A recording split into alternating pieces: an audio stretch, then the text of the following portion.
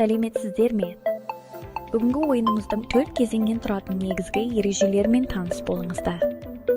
Бірінші тур кіріспе мұнда 10 сұрақ беріледі. 4 кезеңнен тұратын негізгі ережелермен және 4 жауап нұсқасы бар. Әр дұрыс жауап үшін 1 ұпай беріледі. Екінші тур қисын, бұл логикаға негізделген кезең. 5 сұрақ әр қайсысына 1 минут беріледі. Жауап нұсқалары жоқ, тек логикаға сүйеніміз.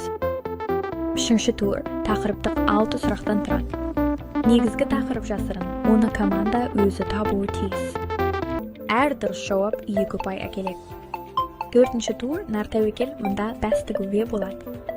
7 сұрақ әр қайсысына 1 минут.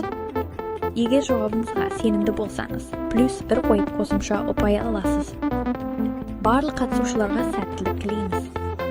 Ендеше білім додасын бастайық.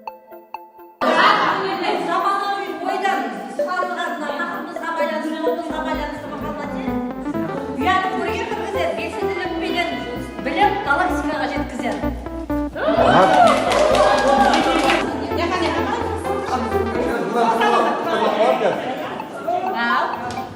Ал құрметті әріптестер, мына жерде бізде көріп тұрсыздар, 3 суреттен біз мынандай клубымызға атау шығардық. Бірлік деген өзімізге клубтың атауымыз солай шықты. Бірлік бар жерде тірлік бар дейді.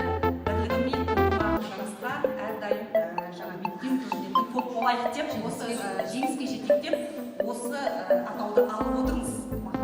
Мақалдатты бұл жерде ағаш ұсталмаған болса, үйді ағаш жандандырады дейді. Құс қанатымен ұшады, адам талабымен ұшады. Отан отбасынан басталады. Бір тал кессе, 10 тал ек. Бірлік болмай, бірлік болмай дейді. Біріміз үшін, бәріміз үшін. Қазақшасын айтамын, қазақшасын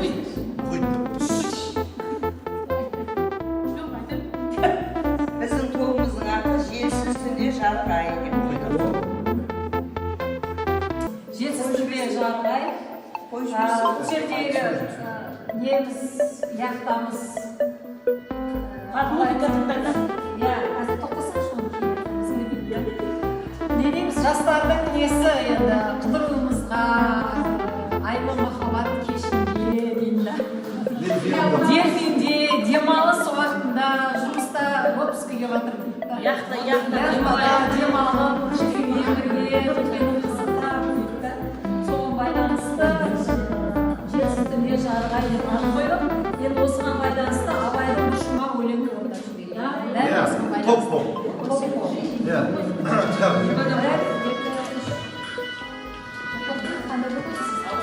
Міне бастамай тұрған.